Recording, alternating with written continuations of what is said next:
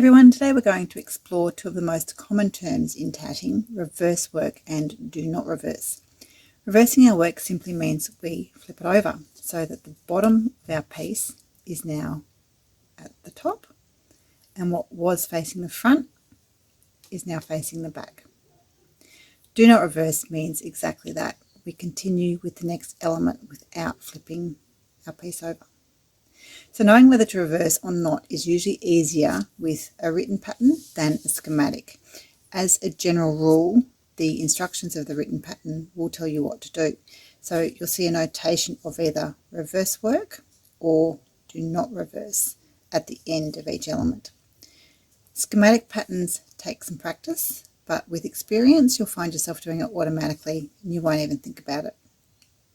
Now, I'm a visual learner. I find that actually making something helps me to understand the theory behind whatever it is that I'm trying to nut out. So I've doodled this pattern where we can explore the concepts of whether we reverse our work or not. So grab your shuttles and tat along if you'd like to. Let's start by looking at how we make a chain.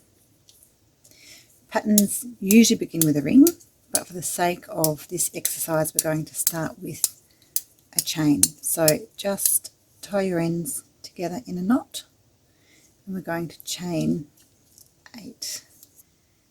So we have completed our double stitches.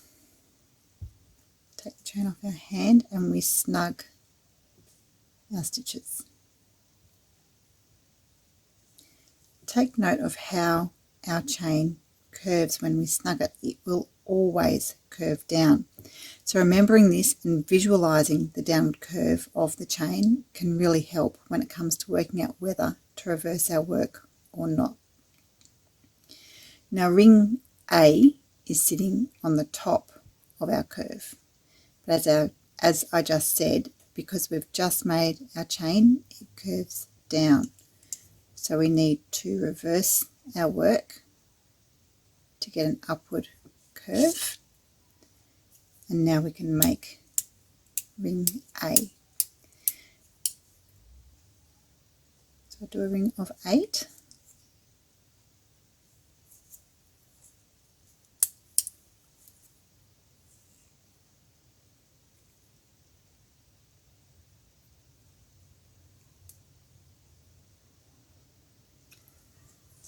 After closing our ring, our next chain curves up.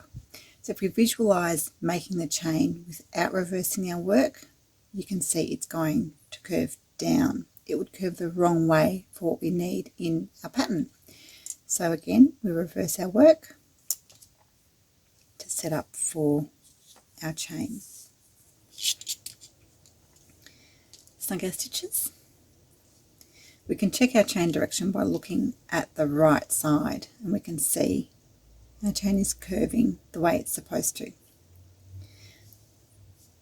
So we'll just turn our work back over as if we have just finished making this chain. Ring B sits on an upward curve.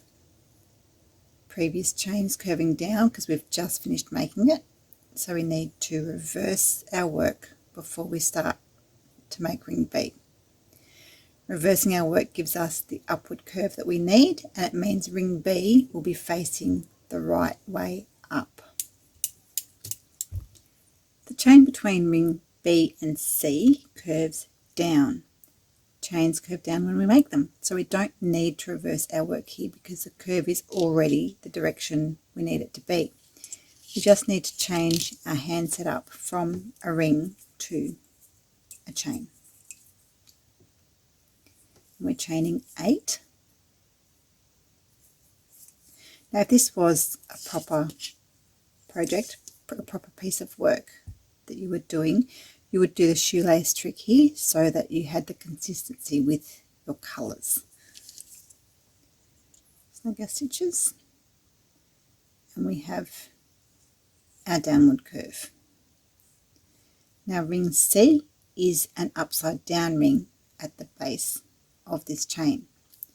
So we need to reverse our work, ready for ring C. If we didn't reverse our work here, our ring would come out to the side. It wouldn't sit at the base like we need it to. Okay, the chain following on from ring C also curves down, and as I've mentioned once or twice already, chains curve down when we make them. So you could look at the next chain and think we don't need to reverse our work. But look at what we have in our hand and compare this to the pattern. We reversed our work to make ring C, meaning our work is currently upside down.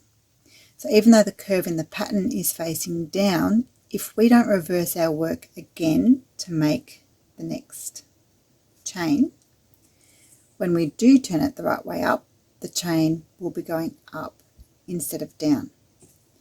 So after making ring C, reverse your work and get ready for the next chain.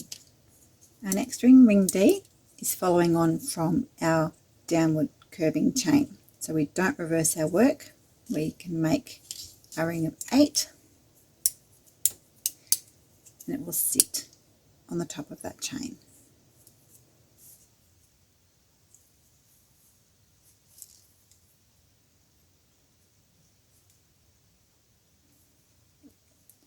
Close your ring.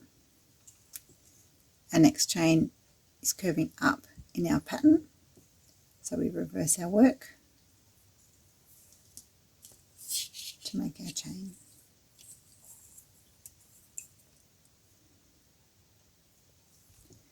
Because we reversed our work to make the previous chain, we are now facing down. So we need to reverse our work again so that we are ready to make ring E. And again, our next chain is curving up. So we need to reverse our work because chains face down when you make them. So basically, whether we reverse or not comes down to what the curve of the chain is doing in the pattern. If the curve is going up, we reverse our work. If the curve is going down, we don't reverse our work. Hope you've enjoyed the video and thanks for watching. See you next time.